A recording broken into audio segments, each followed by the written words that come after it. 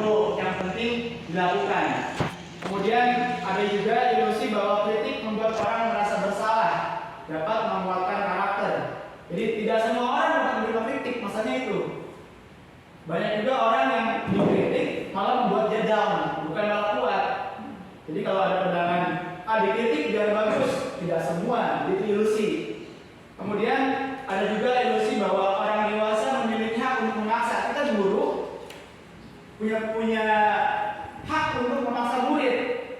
Nah itu ilusi, padahal kita tidak punya hak, kita hanya punya hak untuk mengajar, tapi tidak punya hak untuk memaksakan sesuatu. Jadi orang dewasa, bukan guru sih, orang dewasa tidak harus selalu memaksakan.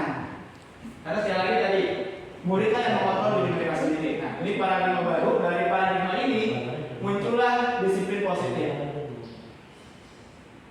Nah, ini beberapa paradigma baru. Beberapa yang pertama ada bahwa ada namanya teori kontrol atau kontrol teori. Di sini bahwa kebutuhan kita itu bisa beda-beda.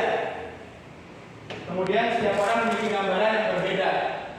Seperti warna biru ini, ada yang menganggap warna biru ini langit, ada yang warna biru ini laut. Nah, jadi setiap orang punya gambaran berbeda-beda karena tergantung dari kontrol mereka sendiri-sendiri. Jadi intinya semuanya mengontrol diri sendiri, bukan orang lain. Maka disiplinnya nanti itu harus berdasarkan disiplin dari diri sendiri, budaya diri sendiri harus muncul dari diri sendiri. Nah, disiplin apa sih disiplin? Kalau menurut Bapak Ibu disiplin apa? Kalau di sini kalau di KBBI artinya tata tertib atau ketaatan dan peraturan. Kalau menurut Bapak Ibu disiplin apa? Bang Ales disiplin apa? Nurut. Cocok. Penting nurut aja ya. Ya benar Bu. Jadi memang kalau dalam budaya kita disiplin itu sesuatu yang dilakukan orang lain untuk mendapat kepatuhan atau orang lain biar nurut. Benar. Itu dalam budaya kita. Jadi disiplin itu membuat orang menjadi patuh. Tapi menurut Ki Hajar Dewantara mempunyai pandangan bahwa di sini di mana ada kemerdekaan, disitulah harus ada disiplin yang kuat. Sesungguhnya disiplin itu bersifat self disiplin atau disiplin diri sendiri yang mewajibkan kita dengan sekeras-kerasnya, tetapi itu sama saja sebab jika kita tidak cakap melakukan self disiplin, wajiblah penguasa lain mendisiplinkan kita, dan peraturan demikian itulah harus ada dalam suasana yang merdeka. Poinnya adalah di sini ada disiplin diri. Jadi yang penting itu adalah mendisiplinkan diri kita sendiri. Kalau diri kita tidak bisa disiplin, barulah ada peraturan. Kayak di sekolah ada peraturan sekolah, tapi harus dalam suasana yang merdeka. Jadi bukan terpaksa, tapi dalam suasana yang merdeka. Nanti kita pelajari yang merdeka itu seperti apa. Kan selama ini kita sekolah punya aturan, murid menurutin aja, tapi mereka kebanyakan terpaksa. Makanya kebanyakan aturan yang dibuat gampang dilanggar oleh murid. Jadi menurut Ki Hajar Dewantara, jadi yang penting itu disiplin kuat dari diri sendiri. Nah, kita sebagai pendidik, tujuan kita yaitu mendisiplinkan anak sehingga mereka berperilaku dan mengacu kepada kebijakan atau nilai-nilai universal dan memiliki motivasi intrinsik, bukan ekstrinsik. Jadi motivasi kedua, seperti teori dari motivasi ada dua, intrinsik dan ekstrinsik. Intrinsik ini adalah motivasi yang ada dari dalam diri sendiri. Sedangkan ekstrinsik ini dari luar. Misalnya kalau diiming-imingi besok kalau dapat ranking baru kalian dapat hadiah, itu ekstrinsik, itu dari luar. Kalau intrinsik ini dari dalam diri sendiri. Nah ini yang lebih kuat ini yang motivasi intrinsik dan melekat lebih lama di disiplinnya. Selanjutnya ada nilai-nilai kebajikan universal. Jadi nilai-nilai kebajikan universal ini adalah nilai-nilai positif atau sifat positif yang ingin dicapai suatu individu dan ini berlaku secara umum. Jadi sifatnya umum, universal, lintas agama, suku. Jadi semua menerima. Dan kenapa nilai universal?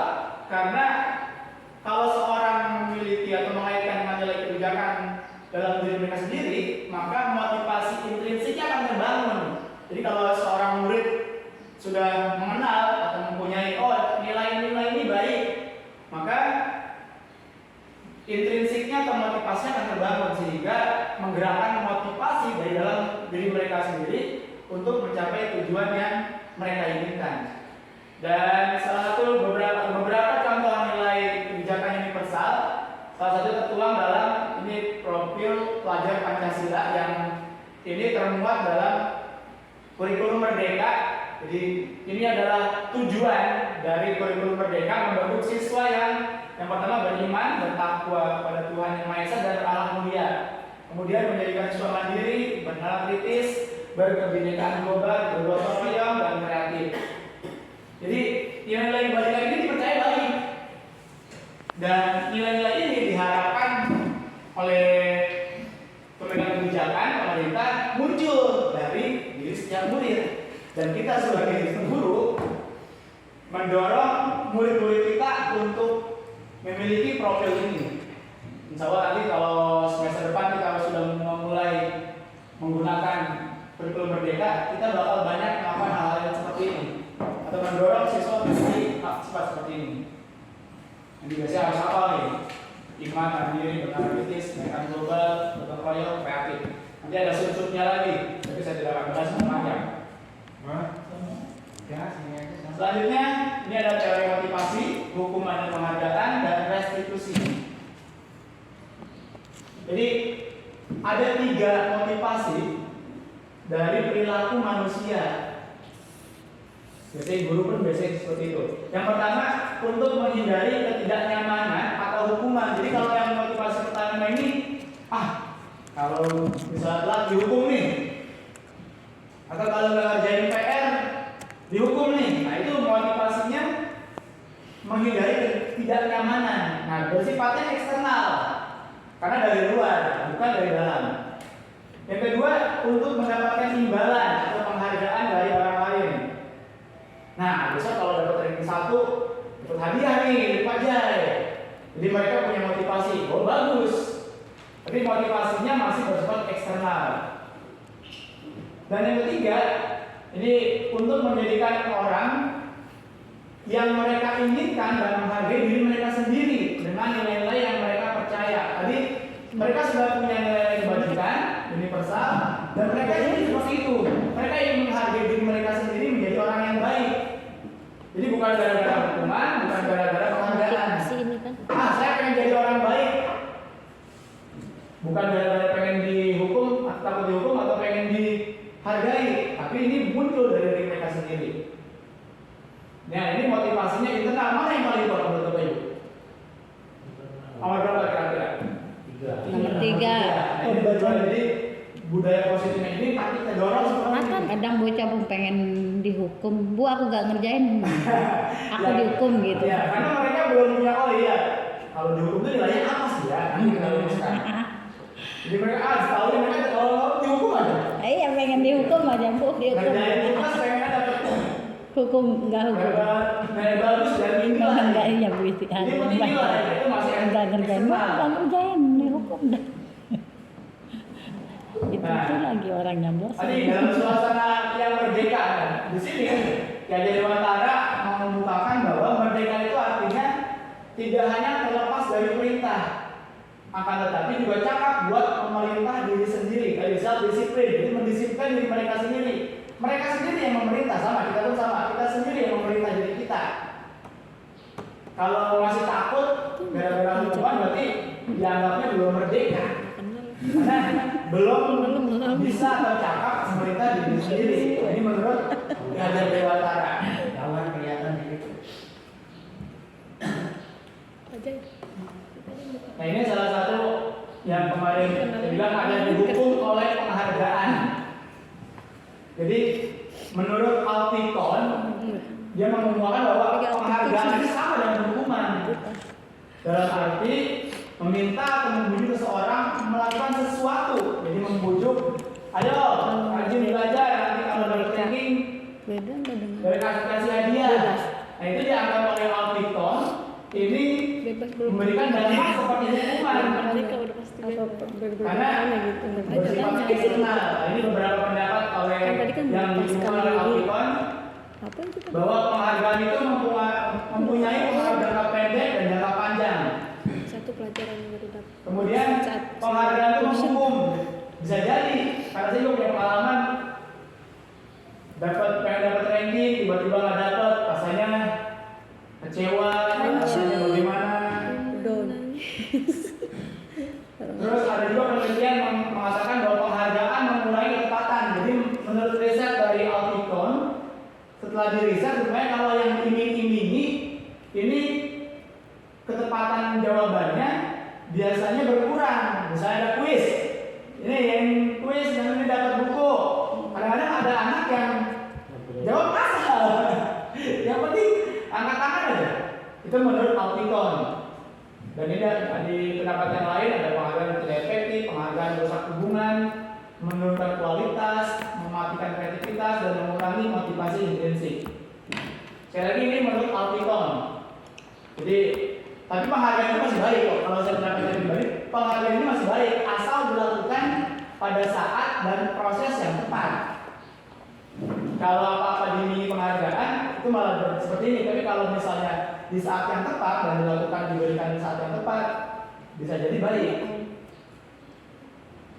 Nah, ini beberapa kebijakan atau kebajikan yang bisa dilakukan dengan cara kita mengapresiasi. Jadi menghargai atau memberikan apresiasi itu bisa dilakukan dengan beberapa hal. Seperti ini, yang pertama, beri pengakuan secara khusus. Jadi beri penghargaannya, misalnya di luar kelas, ya kita berikan, atau di luar jam pelajarannya, di depan orang banyak, ruang khusus.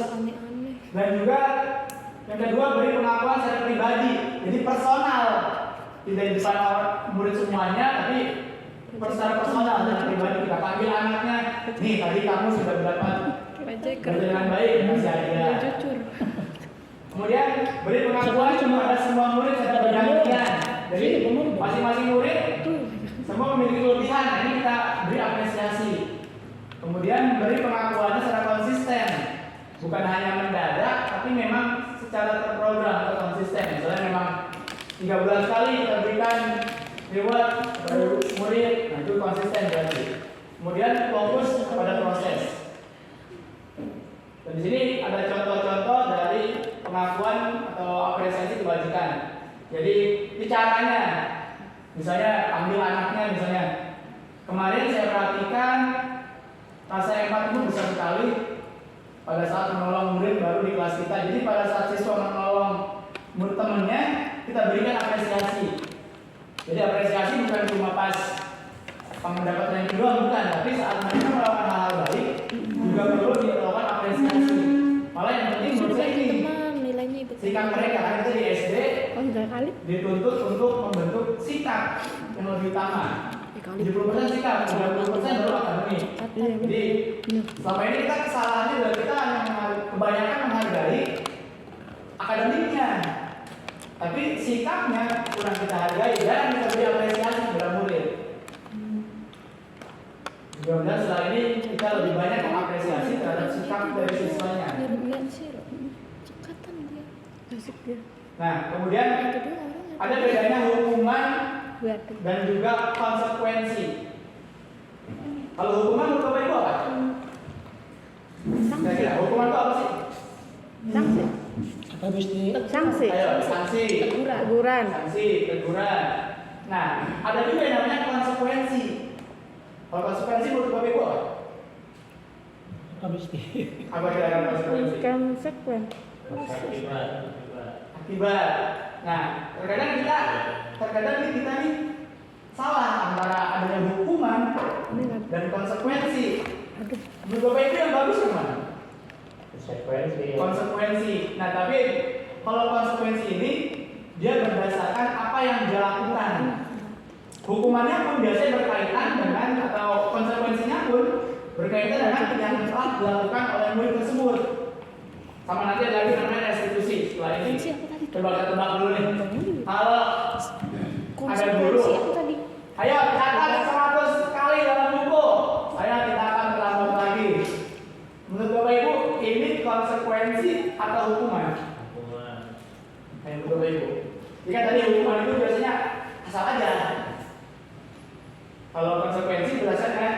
apa yang dilakukan, dan hukumannya bisa berkaitan.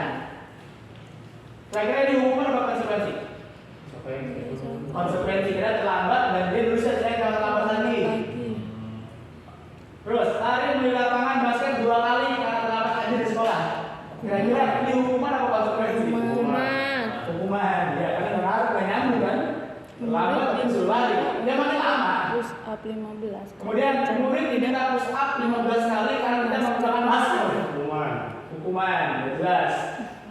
Menggantikan kertas tugas teman yang telah dicoret-coret. Konsekuensi.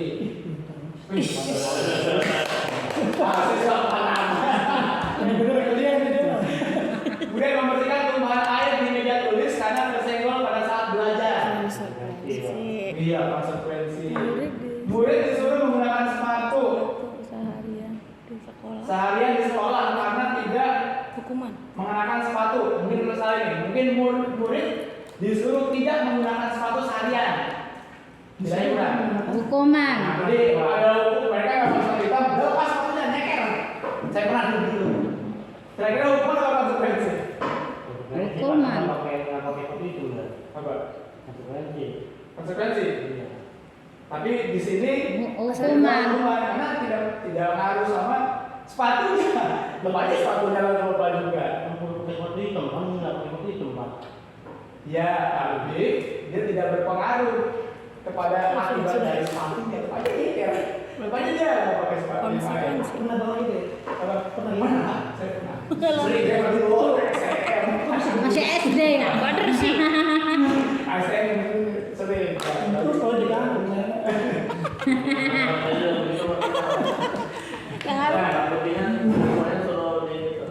Kira-kira yang bagus mana? Hukuman apa konsekuensi? Hukuman. Jadi misalnya Bu, jangan nggak masuk. Ayo, Ada kata hukuman beda intinya. biasanya kan kalau di sini, sama saya juga sebelumnya seperti itu. Ayo, nggak masuk kelas, terlambat, sekolah Jongkok diri. jauh kiri.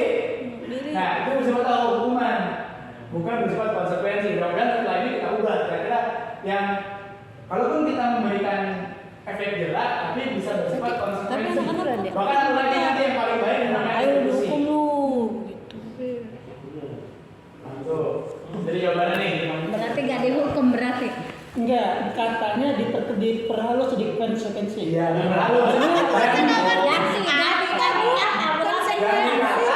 Tapi jangan asal-asalan.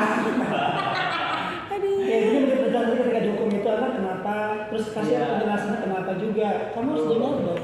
Iya. Ini perbedaan antara hukuman dan konsekuensi. Jadi kalau hukuman itu menyakitkan, kalau konsekuensi harus terjadi. Kayak Kemudian kalau hukuman itu biasanya Pakai ada sepatu fisik. kumpul depan pajak. Kalau konsekuensi Berarti itu konsekuensi. Di kantor. Suruh kumpul doang. Nah, ini seperti itu. Ada kalau hukuman pemaksaan. Sebenarnya tergantung kultur juga. Ya memang itu, tapi makanya kan budaya kulturnya Iya. sisi kita ubah. Jadi kayak cafe call itu juga saya kurang setuju juga. Iya. Setuju tapi ya kurang. Karena Kurang. budaya Indonesia.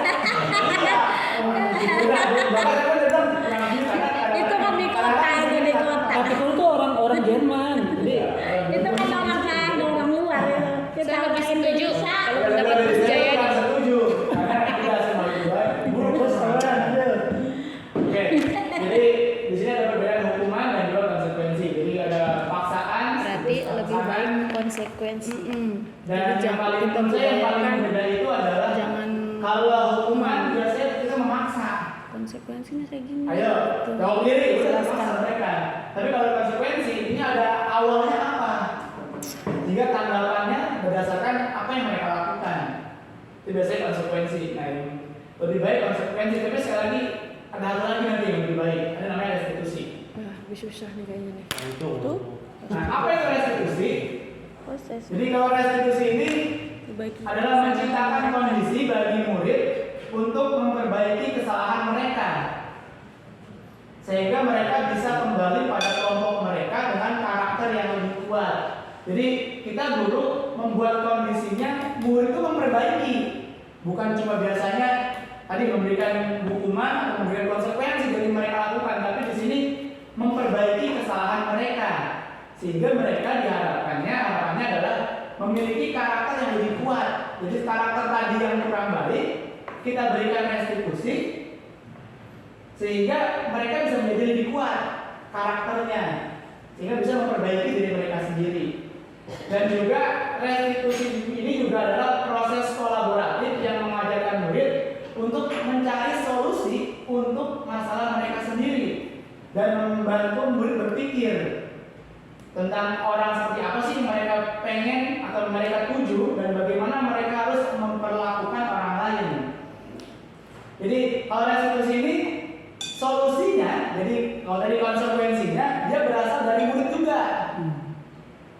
Jadi bukan kita yang nentuin, tapi biar murid yang menentukan atau murid yang memberikan pilihan atau sebenarnya yang mengontrol diri seseorang itu mereka sendiri di budaya itu. Jadi mereka biar mikir, biar mencari solusinya. Misalnya, yang kemarin contohnya ada anak kelas 4 di Zibran. Katanya kalau jalan masuk gara-gara kesiangan dulu, nggak ada yang bangunin. Nah, saya suruh kira-kira bagaimana biar ada yang bangunin. Nah, kata Zibran, minta ingetin. Udah minta ini udah, tapi kadang-kadang lupa namanya. Terus gimana biar nggak lupa? Nah, akhirnya dia bikin tulisan aja Pak, bikin tulisan. Nanti biar masanya nggak lupa mulu. Nah, akhirnya dia bikin tulisan 2 hari sih nggak telat. Kata dia, Mak, kata apa kesayangannya? Pak, bapak saya atau mak saya udah bangun saya jam 5 Pak. Kok bisa? Dia baca orang tua baca yang kemarin saya tulisin. Nah itu, jadi solusi dari mereka sendiri. Jadi bukan kita yang menawarkan, kita bisa bantu sih, kita bisa bantu, tapi tetap aja kemerdekaan dari mereka sendiri. Dan restitusinya ini, bagaimana tadi memperbaiki kesalahan mereka? Jadi salah poinnya itu. Dari emaknya. Iya, kalau emaknya enggak, kalau emaknya Ini enggak. coba ini ada beberapa hukuman, konsekuensi dan restitusi. Jadi kalau hukuman ini tadi sudah dijelaskan ada menyakitkan. Nah, kalau fokusnya ke restitusi, jadi restitusi ini merupakan pilihan. Pilihan terus menguatkannya kalau dalam motivasinya bersifat internal dari dalam mereka sendiri, diharapkannya jangka waktu penguatannya panjang. Kemudian korban mendapatkan ganti. Misalnya tadi tuh, kalau ada temennya yang nyobek kertas. Nah, si korban ini kalau secara restitusi dia dapat gantinya, apa buku baru atau apa. Dan selanjutnya masalah terpecahkan. Jadi bukan menggantung masalah. Kalau dihukum dua kan masalahnya nggak selesai. Dia telat, kita hukum. Besoknya Telat lagi. telat lagi karena masalahnya Belum selesai. tidak terselesaikan. Nah, lewat restitusi ini diharapkannya memang tujuannya biar masalahnya terpecahkan. Kemudian murid juga belajar bertanggung jawab untuk perilakunya. Jadi perilaku mereka sendiri yang menentukan. Tapi tentunya kita arahkan karena kita juga guru itu seperti yang Ki Hajar Dewantara bilang, Tuturi Handayani, kita itu mendorongnya biar berperilakunya baik. Kemudian fokus pada pemecahan masalah dalam jangka waktu yang panjang. Jadi kita itu mencobanya mengubah karakter sedikit sehingga memang perlu proses, waktunya bisa panjang, tapi kalau kita lakukan ini bisa terselesaikan masalahnya. Kemudian kalau restitusi kita nggak nanya apa peraturannya, tidak, atau kamu salah ini, tidak. Tapi kalau restitusi apa yang kamu yakini? Makanya nanti setelah ini kita bakal coba untuk membuat yang namanya nilai-nilai kebajikan, nilai-nilai universal. Karena keyakinan ini harus berasal dari nilai-nilai kebajikan universal yang dipercaya oleh kita dan menurut kita nanti. Jadi apa yang kamu yakini? Kemudian apa yang bisa kamu lakukan untuk memperbaiki masalah ini? Jadi bukan langsung menghukum, menjudge, tapi kira-kira bagaimana ya untuk memperbaiki masalahnya? Kalau telat tadi bagaimana caranya? Biar mereka nggak telat lagi. Kita harus mikir. Itu restitusi. Dan kemudian murid atau anak menghormati dirinya dan orang lain. Nah, jadi mereka biar menghargai diri mereka sendiri dan menghargai orang lain. Itu restitusi. Nah, yang mana yang paling baik? Kalau menurut saya restitusi karena ini tidak bersifat memaksakan, tapi muncul dari diri sendiri. Nah, tadi saya bacakan kertas. Ini dia. Ini dia. Ya biar ada berikan aku. Bisa. Enggak isi. Apa?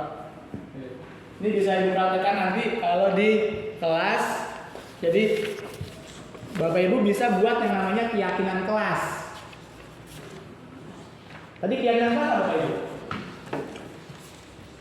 Baca Tadi keyakinan kelas tadi apa? baca nyontek baca kolis. Menyimpulkan apa? Apa tadi? Anggur. Jadi keyakinan kelas apa? Jadi kita bisa buat ini dulu nih. Atau kalau dulu Bapak Ibu tahu nggak namanya kesepakatan kelas? Tahu. Nah, jadi murid kan sepakat, bla. Itu sering saya terapkan itu. Nah, ya. Nah, kalau di sini dia ada juga namanya keyakinan kelas. Jadi kalau keyakinan kelas ini nilainya secara umum dan mereka percaya. Sebenarnya secara tersadar itu ada benar-benar lebih stick. Dia hukuman, terus konsekuensi termasuk Baru tadi deh. Restitusi. Ya. Restitusi. Apa kelas gitu ya. Siapa pengen kita Yang tadi selanjutnya ciri-ciri restitusi. Cuma bahasanya aja gimana ya? Ya. Iya bahasa ke itunya juga kan. Ini lebih sering kita terapkan, memang nggak Iya. sadar aja. Nah, Spontanitas. selanjutnya, sebelum kita masuk ke keyakinan, ada tadi ini 9 ciri restitusi. Jadi restitusi itu untuk menembus kesalahan, bukan untuk menembus kesalahan, tapi untuk belajar dari kesalahan. Kemudian memperbaiki hubungan. Kemudian restitusi itu tawaran, jadi kita menawarkan, tapi mereka yang menentukan, bukan kita memaksakan. Kemudian restitusi itu menuntut untuk melihat ke dalam diri mereka sendiri. Tadi mereka salahnya apa ya? Kira-kira perbaikannya apa ya? Itu restitusi.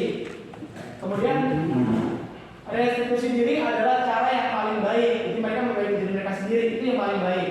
Karena tadi motivasinya internal nanti munculnya. Kemudian restitusi juga fokus pada karakter, bukan tindakan. Tindakan nomor 2, tapi karakter yang mereka tuju. Kemudian restitusi juga fokus pada solusi, bukan masalah. Biasanya kita hukum gara-gara masalahnya apa, tapi kita tidak jarang berpikir untuk menemukan apa sih solusi dari kesalahan mereka.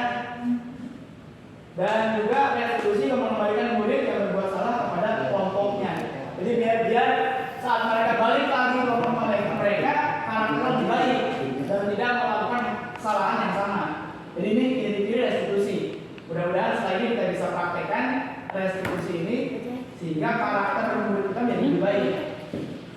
Karena sekali lagi kita di SD 70% tujuan kita adalah karakter, 30% baru akademik. Nah, tadi baru nih kita masuk ke keyakinan kelas. Tadi saya sudah singgung tentang keyakinan kelas. Apa ini keyakinan kelas? Kenapa harus keyakinan kelas? Karena tadi saya bilang motivasinya intrinsik dan juga kembali ke nilai-nilai yang lebih menggerakkan diri seorang. Kalau kesepakatan kelas kadang-kadang masih ada yang paksaan, tapi kalau nilai keyakinan kelas ini jadi muncul dari dalam diri mereka sendiri, tapi sama-sama bagus. Jadi contoh dari keyakinan kelas, misalnya bertanggung jawab. Di sini nilainya bertanggung jawab mengerjakan tugas piket. Jadi kelas semua yakin mereka harus bertanggung jawab. Kemudian bersikap jujur. Jadi kelas semua bersikap jujur. Mereka yakin nih dari dalam mereka sendiri bersikap jujur. Kemudian bersikap tenang saat pelajaran berlangsung, bersikap sopan, saling tolong menolong, dan hidup rukun. Dan ini keyakinan dari mereka sendiri. Cara pembuatannya harus murid itu dilibatkan.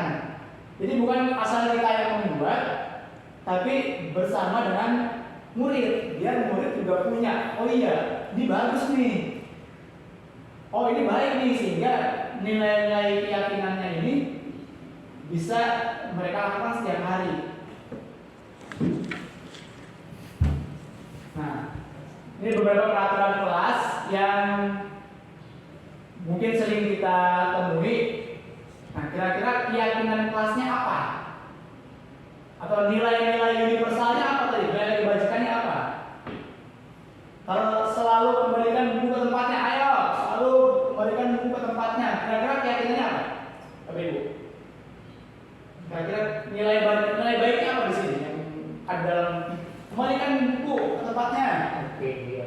ketertiban ya, ketertiban, kerapihan.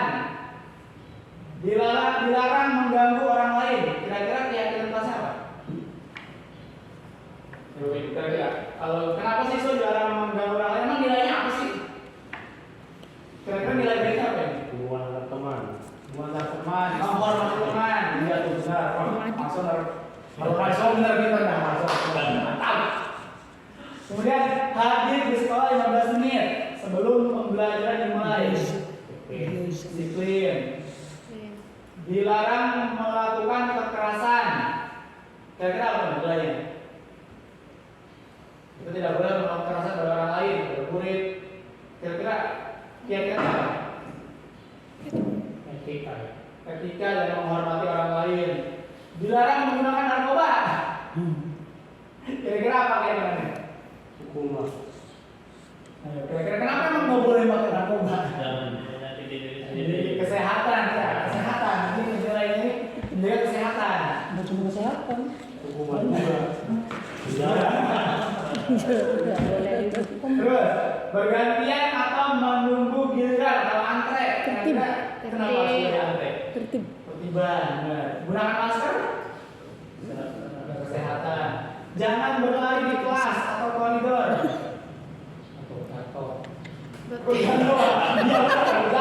Tertib. Jadi, Apa bener Pak?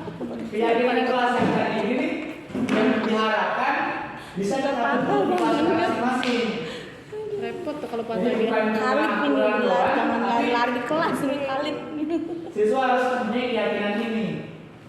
Kalip mah nggak lari. Coba sebelum kita pindah ke yang lain, Jangan menyakiti saya orang minta lain. ke Bapak Ibu Tadi ada menuliskan terserah berapa, mau 5, mau 6, kira-kira keyakinan kelas yang Bapak Ibu pengen ada di kelas Bapak Ibu. gitu. Coba tulis di HP saya saya pengen tidak- tahu. Yang pengen Saya apa tidak sudah punya ada. kelas. Sudah boleh, sudah ada boleh. Yang sudah diterapkan. Pengen boleh, silakan. Ya, saya kasih waktu 5 Apa menit. masalah peraturannya? Kalau saya tidak punya kelas Pak. Apa itu? Ya, sedikit. Kalau yang berapa cuma berapa? Kalau yang berapa? Bantuin ya. Bantu ya. Ya paling nggak kan keyakinan diri sendiri dulu kan masih ada. Apa beserta peraturannya? Terus Enggak, keyakinannya aja. Nilai-nilai ini masalahnya aja. Coba Bapak Ibu bikin, ayo 5 menit deh. 3 menit jangan lama. Peraturannya juga. Ayo. Nggak lama kan kita. Ayo kira-kira ya Bapak Ibu, kira-kira keyakinan kelas apa? Nanti kita bisa praktekkan. Nangkep dong. Ini kita bisa ganti kata-katanya. Kalau sebelumnya selalu kembalikan Nggak ada contohnya, kan? Apa? nggak ada contohnya. Lagi namanya. Ini saling menghormati, saling tolong Itu menolong. ya. Cuma kata tentang Itunya. kedisiplinan. Iya, Iya, kedisiplinan. poinnya. Iya, betul. Tuh. Ini dari kedisiplinan. Biar nanti Peraturannya juga. nggak usah, biarin aja.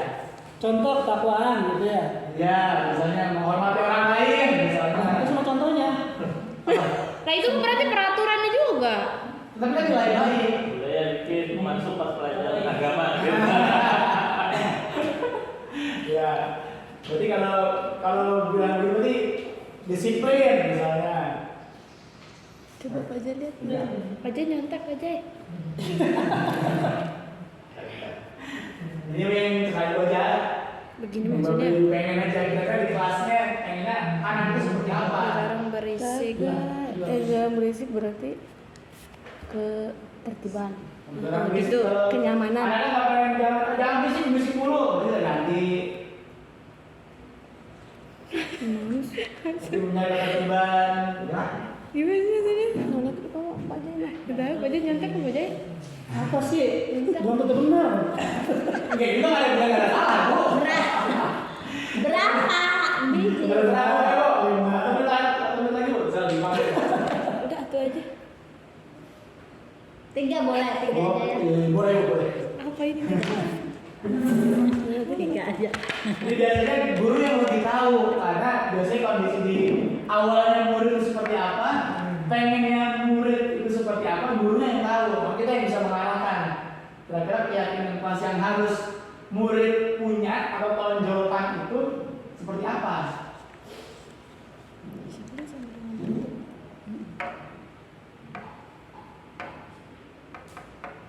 Ya, Tugas lagi, tugas lagi. Ayo cepat.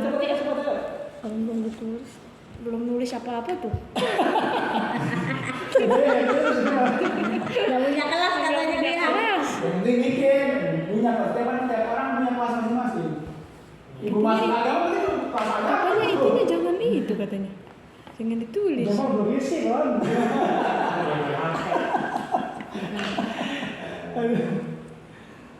Udah kawan udah.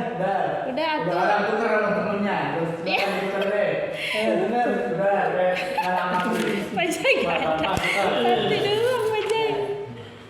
agak tuker. Ya udah pokoknya disiplin aja udah atuh. Dia bisa ya. Sebagai apa? Keyakinan kelas yang dimiliki oleh masing-masing, yang dibuat oleh masing-masing. Enggak ada disiplin dong udah atuh lem. Karena Ada yang sama nggak? anak kelas Pawawan ada yang nggak masuk deh sama Pajai deh sebulan nih nggak masuk. Iya. Berarti kurang disiplin. Ada sama. Kurang disiplin berarti. Nanti proses butuh seperti itu bareng-bareng siswa. Ayo kita Apa tadi tuh? kelas. Mengganggu orang lain. Ya nilai baiknya apa nih? Kita harus Kali- punya seperti itu. Kali mulu. Udah. Kedisiplinan. Ini bagus kan kira-kira? Bagus. Bagus. Bagus. Udah paling nomor 1 disiplin. Pajai itu paling penting saat ngaji nggak boleh berisik itu disiplin harus. Disiplin, orang Iya. ngaji. Iya udah. Berpakaian sesuai dengan level. Nah itu. Masalah raja itu penting. Nurdi. Itu. Penting itu penting.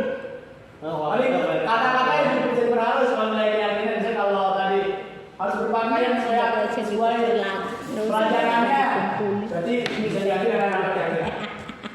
Biar lebih universal. Santun dalam berperilaku. Ini jawaban Pajai nih. Bacain. Gimana? Udah disiplin nomor 1. Ya. Ketakwaan, Nah, apaan? kesehatan, jasmani dan rohani ini harus rajin olahraga ini. Terus apa lagi deh? Giat dalam belajar, Di kelas dan di rumah. Nah itu penting belajar di kelas. rajin masuk ke sekolah. Mana? Ada. Tambahan. Itu mah harus dikandai. Bergotong royong. Dilarang mengganggu orang lain. Kali. Nah, itu bisa kalau yang belum ada minimal kesepakatan kelas aja. Yang di kelas belum ada di semester ini bisa Bapak Ibu buat kesepakatan seperti apa. Kesepakatan itu dibuat ketika sekolah saya di awal Iya. agar baru masuk anak-anak diberi kesepakatan ini tentang ya pikir, disiplinan, Antri. ya risiko tidak masuk dan sebagainya. Bagaimana? Masih membaca. Termasuk kemarin terakhir saya kasih yang kesepakatan karena ini untuk kalian agar tidak malas sekolah, gimana hukumannya nih? Kira-kira kalau yang masuk sekolah 1 hari apa? Ada yang masukkan kan? Ada yang ini apa? Ada yang itu aja Pak, kasih denda. Ya sehari kalau masuk 1.000 atau 2.000 gitu. Kalau nggak masuk. Kesepakatan kelas. Ya, Bapak tuh bagus juga. Jadi yang penting hukuman dari mereka sendiri. Tepuk tangan, Bukan tepuk tangan dari Pajai. mereka sendiri. Milik Jangan Pajai. sendiri, jangan. Kok jangan? Jadi yang belum ada bisa mencontoh. Coba Pak Holis, jawaban Pak Holis. Jawaban Pak Holis. Ini Pak Harpan. Kata Pak Harpan. Kata Pak Harpan. Santun Pak. Jangan asal ngomong aja anjing. Contoh. Ya gak ada lah. Banyak Bu, banyak. Ya, jadi kalau mereka melanggar kita bisa membalikkan ya. Jadi ganti ya, jangan itu ya, kucing gitu. Saya tambahkan. Gak boleh juga. Namanya hewan jagung. Santun dalam berlaku di sekolah dan di rumah. Kalau di kelas 1 kita apa konsekuensinya yang nggak ngerjain PR itu berdiri jongkok 20. Cuma masalahnya kalau Itu bocah-bocah hukuman berarti. Iya. kayak Konsekuensi Nur udah di- diganti. Nur di apa di tapi bener Nggak ada. Pak balik lagi. Ya. kemana kemarin Tutup Pak. Tutup Aku semester kemarin 2. kelas 6. Udah masuk ke sana. ini di sana udah ini nggak betah. Nggak Mungkin terkontrol. juga Digalakin bocah. ada juga masalah di sana jadi Ya. isunya dia mau kembali lagi Enggak digalakin bocah gantian kali. kita akan berbagi dulu kali ya Iya, udah kita ada. belum punya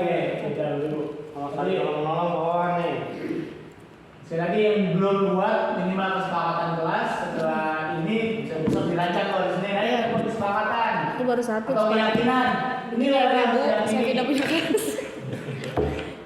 Ada banyak nih. Oke, selanjutnya di bahasan yang lain Nomor tentang satu mah disiplin. kebutuhan dasar manusia Iya, disiplin dan menyangkut. dunia berkualitas. Jadi setiap manusia punya kebutuhan dasar. Kenapa kita harus tahu kebutuhan dasarnya? Biar kita guru bisa memenuhi apa kebutuhan murid kita. Ini ada 5 kebutuhan dasar yang dimiliki oleh setiap manusia. Yang pertama adalah bertahan hidup. Bertahan hidup ini kayak makan, minum, mendapat baju, yang lain perlindungan ini bertahan hidup.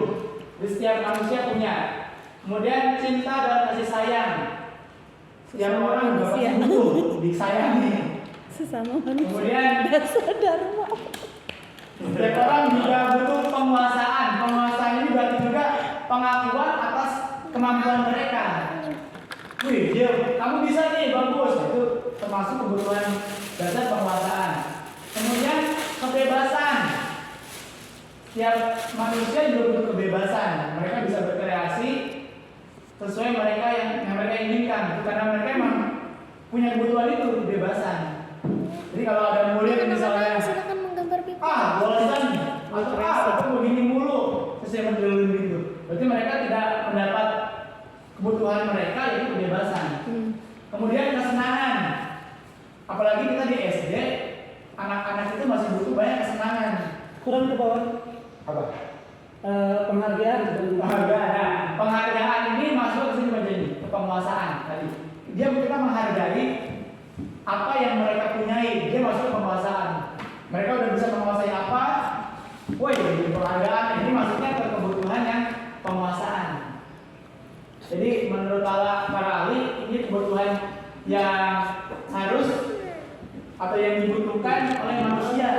Nah kita guru mencoba untuk memenuhi kebutuhannya. Jadi kalau ada murid malas gara-gara di rumah banyak masalah, di rumah berantem mulu. Jadi di sekolahnya pengen nyari dihukum, nyari perhatian. Ini punya aku ya? Aku bu. Berarti dia pengennya atau kurangnya kasih sayang. Nah, kita bisa ngalih kasih sayang di sekolah. Soalnya tadi kan Pak Apri juga sekolah butuh kan. Selanjutnya ada 5 posisi kontrol. Apa nih? Tulis tuh. Posisi kiri, kanan, depan, belakang. Ada. Dulu olahraga ini. Ini ada 5 posisi kontrol.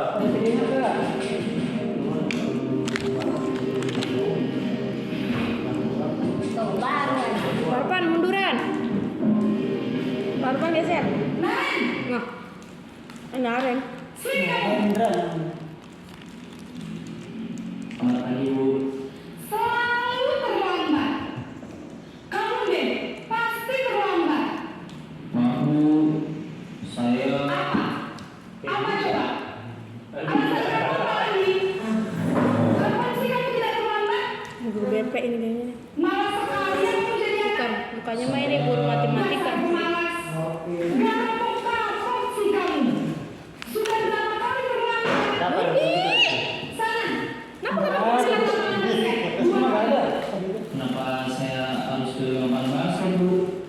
Kenapa? Kamu lawan ibu. Berani-beraninya jawab.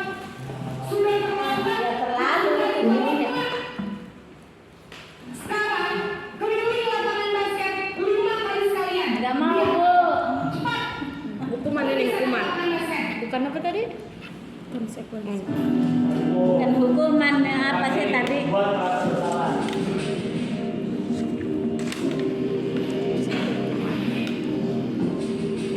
Apa? Terima kasih. Ini bisa 1000-an semua nggak?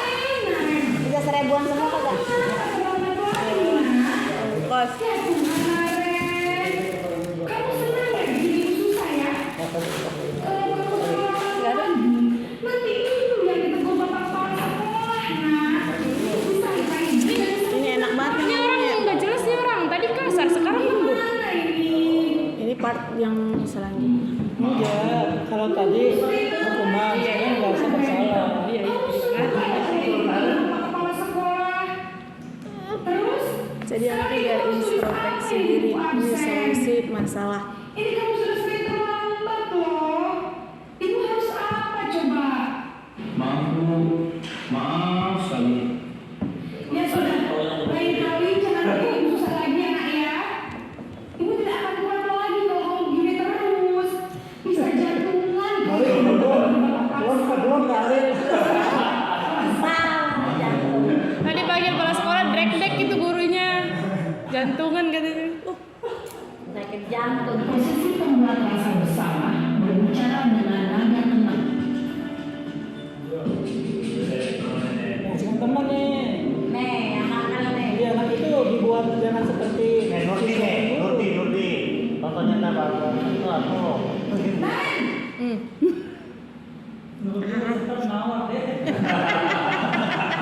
Awalnya nawar, Sudah berapa ini nak? Ya Allah, itu mah buatan. Iya Bu, habis ibu saya membangunkan saya Bu. Nah, Zibran. siapa itu? Zibran. Oh, lawan nih, Gibran. Terlambat sih.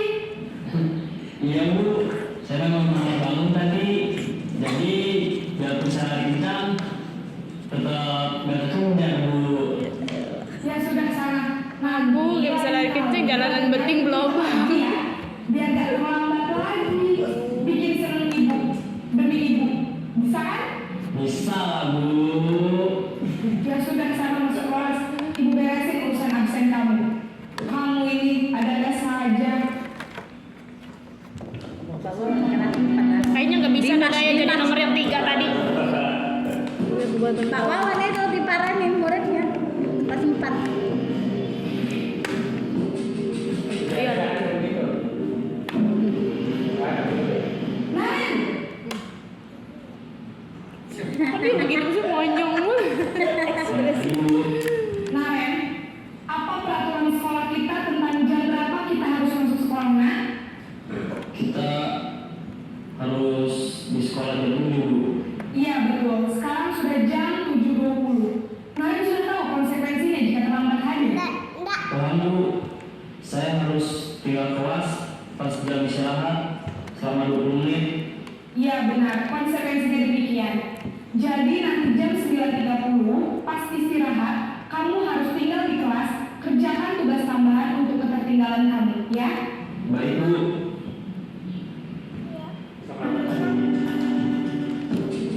Sama lagi aja.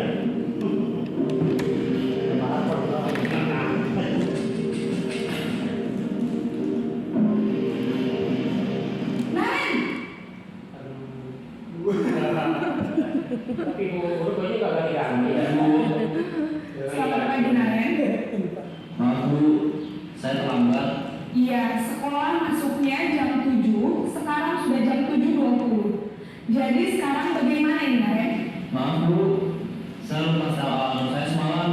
Baiklah, menurut kamu, keyakinan sekolah yang mana yang perlu kamu tingkatkan? Menghargai diri sendiri dan orang lain mungkin ya Bu. Setuju. Jadi, apakah Naren meyakini prinsip saling menghormati tersebut? Iya Bu, saya meyakininya. Apakah Naren bersedia memperbaiki masalah keterlambatan ini? Bersedia Bu. Bagaimana kamu akan memperbaiki masalah keterlambatan ini? Saya akan coba untuk tidak lupa menyetel alarm saya Bu. Baik, kalau Naren lupa menyetel alarm di rumah, ada orang yang kira-kira bisa bantu mengingatkan tidak? Ada Bu. Kakak saya. Kayak spambuk. Aema. Ada lagi selain Kak Emma? Selain Kak Emma, ada ibu saya. Baik, jadi yang mengingatkan Naren adalah Kak Emma dan ibu kamu ya? Kira-kira akan mulai set alarm kapan Naren? Setelah pulang sekolah, akan segera saya lakukan. Baik, jadi Naren akan setel alarm untuk bangun besok pagi dan akan diingatkan oleh kakak dan ibu dan Naren ya? Ada lagi yang mungkin perlu dilakukan Naren? Agar tidak terlambat bangun lagi. Tidak ada Bu. Baik Naren, terima kasih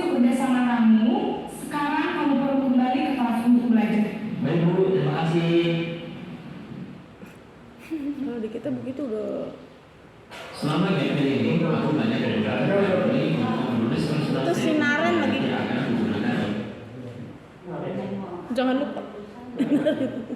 Naren.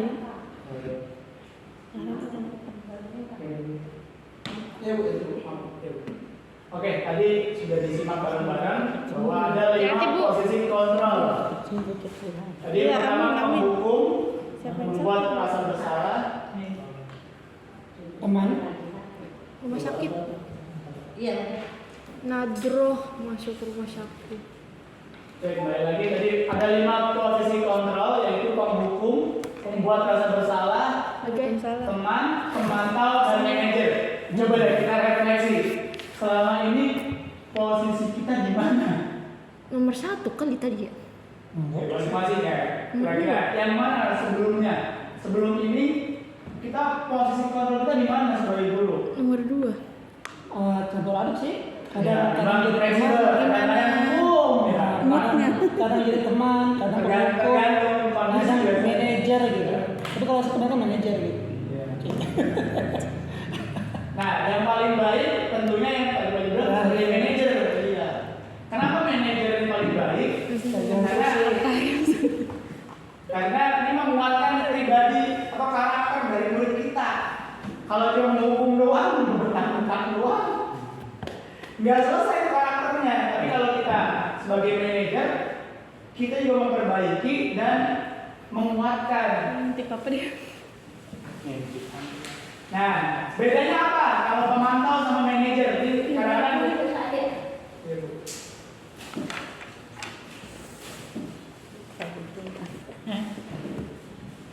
nah, tentunya kan kita semua pengen biar guru-guru kita di sini memposisikan diri kita semua sebagai manajer. Jadi mudah-mudahan kita bisa praktekkan setelah ini nih. Jadi nggak ada lagi yang kalau misalnya guru telat tiba-tiba jangan pilih. Ya boleh aja sih terserah itu masing-masing. Cuma diharapkan hukuman-hukuman atau konsekuensinya ini yang lebih bermakna. Biar bisa mereka menguatkan diri mereka sendiri. Nah, ini karakter ciri-ciri dari posisi kontrol sebagai manajer. Yang pertama, mengatur diri mereka sendiri. Kemudian, guru itu biasanya mengajukan pertanyaan. Contohnya, apa yang kita yakini? Apa keyakinan yang telah kamu langgar, misalnya seperti itu. Terus tadi, bagaimana cara memperbaiki kesalahan kamu? Itu pertanyaan yang biasa muncul kalau diri kita berposisi sebagai manajer. Kemudian murid itu nanti akan memberikan respon misalnya, bagaimana cara saya agar memperbaiki keadaan ini? Ada susu nggak Jod? Bukan. Terus Oke, Wangi banget ya. ini tadi pernyataan-pernyataan dalam posisi kontrol. itu kalimatnya ya. Ya, kalimatnya kalau saya kecewa sekali dengan kamu, berarti dia posisi kontrolnya sebagai membuat orang merasa bersalah. Saya kecewa banget sama kamu. Pernah saya tuh gitu tuh. Emang Pak Zai. Terus Kedua, kamu tidak pernah benar loh, kan kamu salah dulu. Biasanya gitu. Kamu salah, apa saya Pernah semua ya? Salah, Pak Zai salah. mulu. Iya. Aku gak pernah Pak Zai kali. Berarti saat berkata seperti itu, Kali kita kenapa sebagai sih? penghukum. Kali, ibu capek kali. Kemudian yang ketiga, ayolah, aku nebak bapak. Nah gitu. Ayo biar bapak nggak dihukum, biar bapak nggak diomelin. Lu kurang. Tapi mau gimana ini? Galau. Ayo, Galau, galau. jangan kamu kan. Jadi kalau seperti itu. Galau, Rapli mau balik lagi. Kemudian, apa kamu mau mendapatkan stiker bintang hari ini? Jadi, ini dari pemantau. Karena kalau pemantau itu Bintang, biasanya stiker bintang buat apa? Ada kalau di sekolah ada. Iya. Dia berperilaku baik dapat bintang. kalau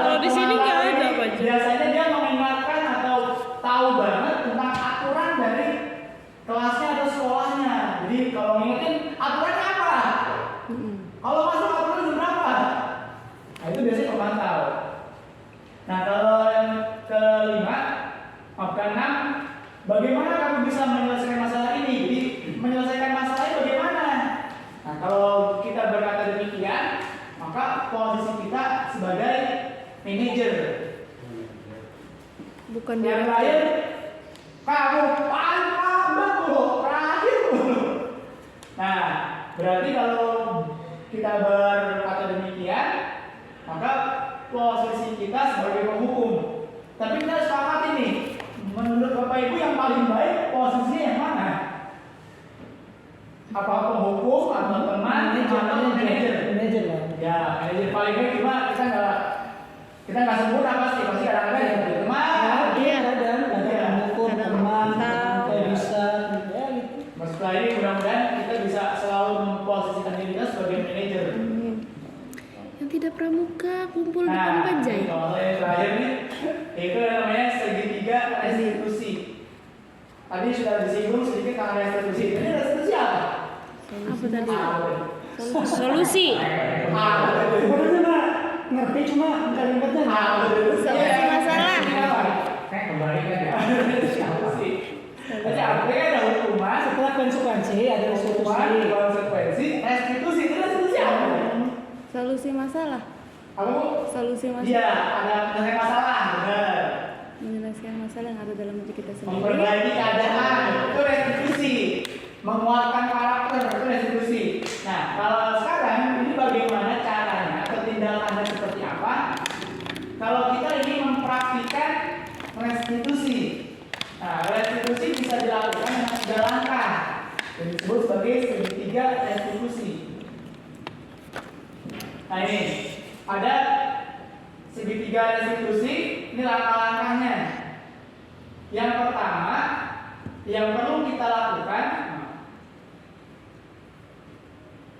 adalah pertama itu nih, menstabilkan identitas. Jadi, kan tadi kan nggak boleh kesalahan. Kita stabilkan dulu misalnya. Kita bilang, ya semua orang pasti bisa salah. Saya juga pernah ngomong seperti itu misalnya. Atau kamu bukan satu-satunya yang pernah melakukan kesalahan ini. Nah, kalau kita menstabilkan identitas, bisa berkata demikian. Ya pasti orang salah lah, kesalahanmu wajar, namanya orang belajar. Itu berarti kita sedang melakukan yang namanya menstabilkan identitas. Dan setelah kita menstabilkan identitas, yang kedua adalah kita bisa menanyakan keyakinan. Oke, tadi di awal atau sebelumnya kita buat dulu keyakinannya apa aja atau kesepakatan masih apa aja. Keyakinannya apa aja nih? Kita bisa ungkit atau hubungkan tentang hal yang mereka langgar dengan keyakinan mereka. Kita bisa bilang, terus nilai-nilai apa yang telah kamu langgar misalnya? Atau kamu mau jadi seorang seperti apa memang? Nah, kalau seperti itu berarti kita sedang menanyakan keyakinan. Dan yang ketiga, ada yang namanya validasi kebutuhan. Kita memeriksa apa sih kebutuhannya, apa sih alasannya. Contohnya seperti ini, kita bisa bilang seperti ini. Kamu tentu punya alasan kan, kenapa melakukan hal seperti itu. Kamu terlambat. Kira-kira alasan kamu apa? Kamu punya alasan kan? Nah, dia bisa dari alasannya. Kemudian dalam validasi kebutuhan juga Lupa nyetel arah. kita bisa berkata, ada cara yang lebih efektif nggak untuk mendapatkan apa yang dibutuhkan? Jadi kamu membutuhkannya apa sih tadi? Cara dapat kebutuhannya seperti apa? Nah, itu adalah langkah-langkah yang dilakukan kalau kita ingin mempraktikkan segitiga restitusi. Jadi yang pertama apa sih Ibu? Menstabilkan Stabilkan salah dulu. Ya, setiap orang pasti bisa salah, wajar kesalahan. Terus yang kedua menanyakan Keyakinan. Kira-kira keyakinan apa yang sudah kamu langgar? Atau keyakinan apa yang sudah kita sepakati tapi kamu melanggar? Kamu yakin? Yakin itu baik? daripada dia kamu nanya Kan dia jangan gitu. Ibu nanya. Aku lempar. Hukumnya kuat lagi.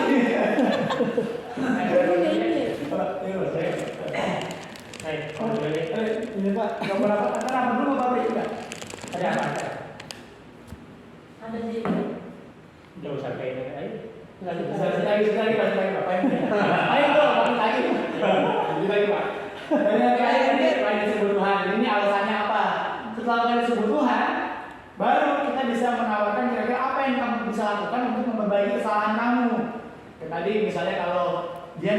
dia nyari tas temennya, kira-kira harus ngapain nih? Dia yang memberikan penawaran, saya harus gantiin bu. Nah misal seperti itu.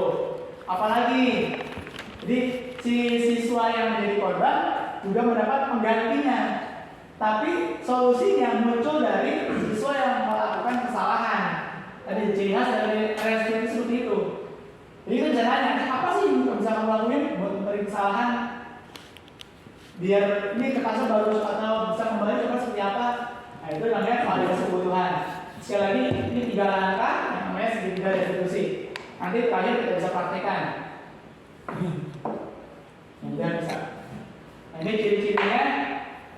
Yang pertama tadi, yang langkah pertamanya menstabilkan identitas. Ini bukan pengen memojokkan siswa, tapi ingin menjadikan siswa itu menjadi positif. Yang tadinya negatif, salah, menjadi positif. Tadi kan mereka udah salah, kita naikin lagi, baru kita naikin lagi. Ya buat kalian manusiawi, terus manusia nggak ada yang sempurna.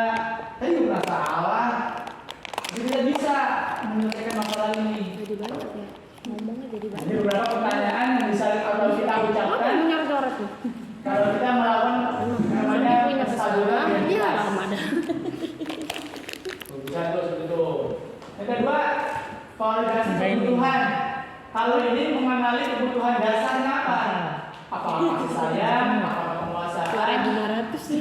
Seperti yang tadi sudah dikemukakan bahwa ada kebutuhan dasar 5, penguasaan, kebebasan, kasih Iya sayang, itu beneran. senang, kebutuhan dasar tadi. Kira-kira mereka punya Catatan apa? dulu. Kita selesaikan. Apa kebutuhan mereka? Nah, yang bisa kita katakan, Nyiapin oret-oret dari malam. kan kamu bisa aja melakukan hal yang Sampai. buruk, tapi kamu nggak melakukannya kan? Misal temennya yang misalnya melempar temennya pakai pensil, kan bisa aja dia pakai bambu. Nah, itu bisa apresiasi. Kamu bisa aja kan melakukan yang buruk. Itu terus saya. Pernah dulu saya pernah pakai sepatu. Baru. Ini mah baru aja dari depan. Baju kita pakai apa, Lis? Iya, pasti. Kita lagi sekolah pakai apa? Cuma nggak badar begitu. Hapusan kayu ya? Ngurusin di kelas. Kita oke nih, harus banget. Kamu bisa kalau ada yang lain bisa. Kalau zaman sekarang mah Nggak boleh. ya. Makanya kalau misalnya budaya positif ini ada, yang begitu bisa kita bisa kurangi. Terus yang kedua tadi, kamu punya alasan kan? Alasannya apa? Jadi setelah kita naikin, tanya alasannya apa sih? Kalau kita udah tahu alasannya apa, baru kita bisa tahu oh berarti kebutuhannya ini. Iya. Baru setelah itu kita bisa lakukan hal yang ketiga, Kalau kira-kira kebutuhan. yaitu menanyakan keyakinan. Nilai apa yang kita sepakati, yang udah kamu langgar misalnya. Kamu mau jadi sekarang seperti apa sih, Bang? Terus kamu ngerasain apa kalau melakukan hal seperti itu? Itu yang bisa kita ucapkan pada fase yang ketiga, tindakan yang ketiga itu menanyakan keyakinan. Nah ini dihubungkannya dengan nilai sosial tadi. Makanya nilai keyakinan itu kalau bisa ada di setiap kelas. Jadi kita bisa selalu naikkan nilai itu jadi karakter. Ini konfrontasinya. Ini kata-kata yang bisa non-konfrontatif. Pak kamu ingin lebih baik, ya ini bisa kita pakai nanti. Tugas kamu saat ini apa? Kamu seharusnya buat apa? Bisa. Jadi setelah tadi dari keyakinan yang muncul, kita bisa saran kamu apa? Bagaimana memperbaikinya? Jadi lanjutannya seperti ini. Sehingga nanti mereka sekali kalau restitusi, mereka yang menawarkan solusi mereka sendiri. Kalau memang mereka kelihatan bingung, baru kita bantu. Tujuannya apa? Biar motivasinya internal. Nah sebelum terakhir, kira-kira kita bisa buat restitusi kan? Kira-kira di sini sebentar. Kita ada kasus loh. Jadi misalnya ini ada kasus. Misalnya si Rakli. Si Rakli. Rapi lagi ya. Betul lagi ya. Iya, terus. Si Rakli misalnya biasanya mukul temennya. Coba pensil. Iya misalnya, tapi kan bilang itu nunggu pensil. Kira-kira kalau kita lakukan tiga restitusi ini, Ini wangi banget kopi hitam. kita harus lakukan apa? Buat PR bisa nggak? Ayo coba. Apaan? Apa? Buat PR bisa nggak? Bikin itu Ayo mau pulang nih. perjanjian. Bikin perjanjian aja, bikin perjanjian. Ya intinya tadi saya bagian file. Paham mas sebenarnya cuma prakteknya ini ilmu baru buat kita. Istilahnya mah ya baru cuma prakteknya udah. Ya sering kita lakuin, cuma kadang kita baru sadar oh iya. Oh ini oh yang kayak kita kenal tapi ini namanya. Nanti kalau Aku jembret berarti itu Dan harus yang tahu penting jembret harus. kita ada kita sendiri, tapi kalau sebelumnya, oh kita jadi Tapi anak penghukum dulu dulu. ntar jembretnya makin Kita lama. penghukum dulu nih, beri kasih hukuman dulu, berarti setelah ini kita bisa oh iya ada restitusi kita bisa lakukan hal itu. Oke? Restitusi. Oke. itu kan Dan